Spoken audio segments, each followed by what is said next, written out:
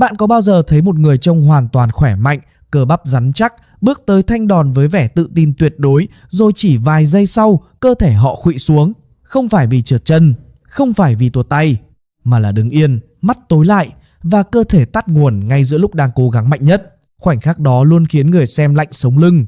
Trên mạng xã hội, những video như vậy xuất hiện ngày càng nhiều. Bình luận phía dưới thì lúc nào cũng sôi sục.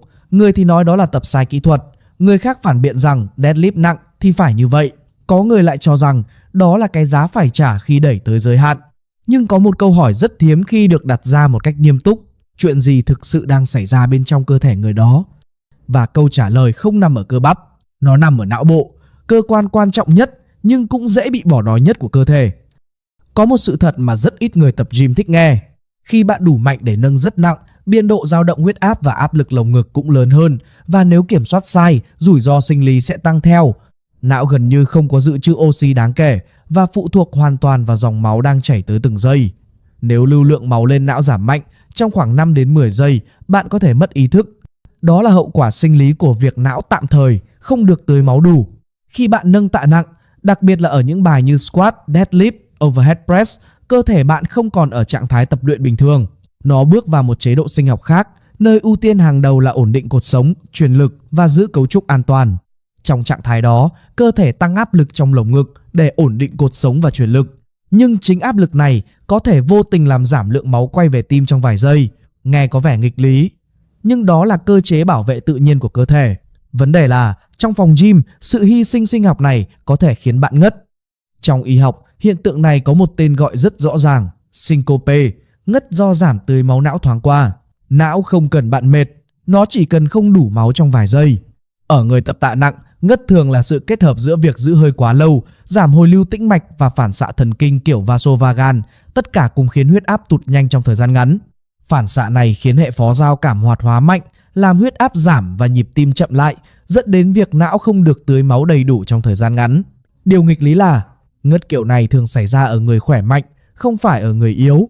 Bởi vì chỉ những người đủ khỏe mới có thể gồng đủ mạnh, nín thở đủ lâu, tạo đủ áp lực để làm giảm tạm thời lưu lượng máu lên não. Phần lớn các ca ngất trong phòng gym không đến từ bệnh lý tim mạch mà đến từ một công cụ người tập sử dụng hàng ngày, Valsalva Maneuver. Ở người khỏe mạnh, Valsalva đúng cách là một công cụ an toàn và cần thiết khi nâng tạ nặng. Nguy cơ thường xuất hiện khi giữ hơi quá lâu hoặc vượt quá khả năng thích nghi của hệ tim mạch. Nếu bạn từng nâng tạ nặng, bạn chắc chắn đã từng làm điều này: hít sâu, nín thở, gồng chặt bụng và thân người, rồi kéo.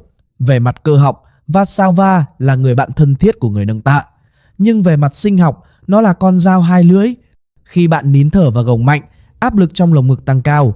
Ban đầu, áp lực tăng có thể làm huyết áp tăng nhẹ trong thoáng chốc. Nhưng chỉ vài giây sau, áp lực cao trong lồng ngực cản trở máu quay về tim, làm giảm lượng máu tim bơm đi. Nếu giữ quá lâu, huyết áp có thể tụt nhanh trước khi cơ thể kịp điều chỉnh. Hệ quả là lượng máu tim bơm đi giảm, huyết áp có thể tụt nhanh, lưu lượng máu lên não giảm mạnh. Nếu tình trạng này kéo dài, não sẽ rơi vào trạng thái thiếu máu và thiếu oxy tạm thời. Và khi não không được ăn, nó sẽ tắt bạn. Vấn đề không nằm ở việc bạn có dùng Valsalva hay không, mà nằm ở việc bạn có hiểu mình đang làm gì hay không. Người tập lâu năm thường có một thứ rất khó diễn tả: cảm giác ngưỡng. Họ biết khi nào nên giữ hơi, khi nào nên nhả. Họ cảm nhận được giới hạn sinh học của cơ thể. Người mới thì không. Họ thường thở nông, chỉ bằng ngực, hít quá sâu rồi giữ quá lâu, hoặc thở dồn dập giữa các lần lặp để lấy lại sức. Cả ba đều có thể khiến não thiếu máu. Thở nông khiến bạn không tạo đủ áp lực ổ bụng, buộc phải gồng mạnh hơn và nín thở lâu hơn. Nín thở quá lâu làm giảm hồi lưu máu về tim trong những giây quan trọng. Thở quá nhanh làm giảm CO2 trong máu, khiến mạch máu não co lại, làm giảm lượng máu lên não. Khi bạn bắt đầu thấy đầu lâng lâng, tai ù hoặc xuất hiện những đốm đen trước mắt, thật ra não đã bật đèn cảnh báo đỏ. Ở những bài như deadlift, có một điều chỉnh đơn giản nhưng hiệu quả: thở ra ngắn và mạnh ở điểm khóa khớp. Không phải thở hết, chỉ là nhả bớt áp lực. Việc này giúp giảm áp lực trong lồng ngực, giúp máu quay trở lại tim tốt hơn, giảm nguy cơ tụt huyết áp đột ngột. Rất nhiều người ngất không phải vì bài tập nguy hiểm, mà vì họ giữ áp lực sinh học quá lâu so với khả năng cơ thể xử lý. Ngoài Valsalva, còn một yếu tố khác ít được nhắc tới nhưng cực kỳ quan trọng: đường huyết thấp. Trong điều kiện tập luyện cường độ cao, não phụ thuộc chủ yếu vào glucose, đặc biệt nếu cơ thể chưa thích nghi hoàn toàn với chế độ ăn rất thấp carbohydrate. Hạ đường huyết nặng gây ngất ở người khỏe mạnh không phổ biến, nhưng mức đường thấp có thể làm giảm tập trung và tăng cảm giác choáng. Nếu bạn tập lúc sáng sớm nhưng bỏ bữa, ăn kiêng kéo dài, hoặc theo chế độ low carb nhưng chưa thích nghi đầy đủ mà vẫn tập nặng, bạn có thể dễ bước vào trạng thái choáng và tụt huyết áp khi kết hợp với nín thở và gồng mạnh. Hạ đường huyết thường có tín hiệu cảnh báo trước như run tay, đổ mồ hôi lạnh, tim đập nhanh, cảm giác lo lắng vô cớ, mắt mờ. Vấn đề là nhiều người quen bỏ qua những tín hiệu này vì nghĩ rằng đó là cảm giác tập nặng, nhưng não thì không quen chịu đói. Nước không chỉ để đỡ khát, nó là thành phần chính của máu. Khi bạn mất nước, thể tích máu giảm, huyết áp giảm, não nhận ít máu hơn. Trong môi trường nóng hoặc buổi tập nặng, bạn có thể mất nước nhanh hơn rất nhiều so với cảm giác khát. Nước tiểu sẫm màu, miệng khô, nhức đầu nhẹ, chuột rút. Đó không phải là dấu hiệu tập tốt, đó là dấu hiệu hệ tuần hoàn đang thiếu nguyên liệu. Nếu ngất là do não thiếu máu, vậy tại sao có người nâng rất nặng mà không sao, trong khi người khác lại choáng? Câu trả lời nằm ở ngưỡng sinh học cá nhân. Mỗi người có khả năng điều hòa huyết áp và phản xạ thần kinh khác nhau. Có người có huyết áp nền thấp, có người phản xạ phó giao cảm mạnh, có người chỉ cần tụt huyết áp nhẹ là đã thấy tối mắt. Ngoài ra, tốc độ bạn bước vào mức tạ nặng cũng rất quan trọng. Khi bạn vào tạ quá nhanh, hệ tim mạch chưa kịp thích nghi, huyết áp chưa ổn định, nhịp tim chưa điều chỉnh xong mà bạn đã khóa hơi và gồng mạnh. Ở vận động viên chuyên nghiệp, họ có cả một nghi thức chuẩn bị trước khi nâng nặng, không phải để làm màu mà để đồng bộ hệ thần kinh. Người tập phong trào thường bỏ qua điều này, và đó là lúc rủi ro xuất hiện. Khoảnh khắc nguy hiểm nhất là ngay trước khi bạn ngất. Khi bạn thấy mắt tối lại, cảm giác tụt xuống, chân không vững, điều bạn cần làm không phải là cố thêm một rep mà là hạ thấp cơ thể càng sớm càng tốt. Ngất do phản xạ vasovagal ở người không có bệnh tim mạch nền thường lành tính. Nhưng nếu xảy ra lặp lại hoặc kèm đau ngực, hồi hộp, đó là lúc cần được kiểm tra y khoa.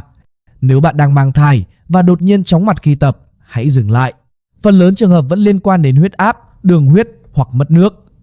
Ngoài ra, từ tam cá nguyệt thứ 2 trở đi, nằm ngửa khi tập có thể gây tụt huyết áp do tử cung chèn ép tĩnh mạch chủ dưới. Trong thai kỳ, chóng mặt thường liên quan đến thay đổi huyết áp hoặc thiếu máu. Ngất khi nâng tạ không phải là thất bại, nó là một tín hiệu sinh học rất thẳng thắn. Cơ thể bạn đang gửi một thông điệp: lưu lượng máu lên não vừa không đủ trong vài giây. Và thay vì xem đó là giới hạn, bạn có thể xem đó là dữ liệu. Dữ liệu về cách bạn thở, dữ liệu về cách bạn vào tạ, dữ liệu về cách bạn chuẩn bị cho một mức nặng. Cơ thể bạn không phản bội bạn, nó chỉ đang bảo vệ thứ quan trọng nhất. Và khi bạn hiểu điều đó, bạn không chỉ tập mạnh hơn, bạn tập thông minh hơn.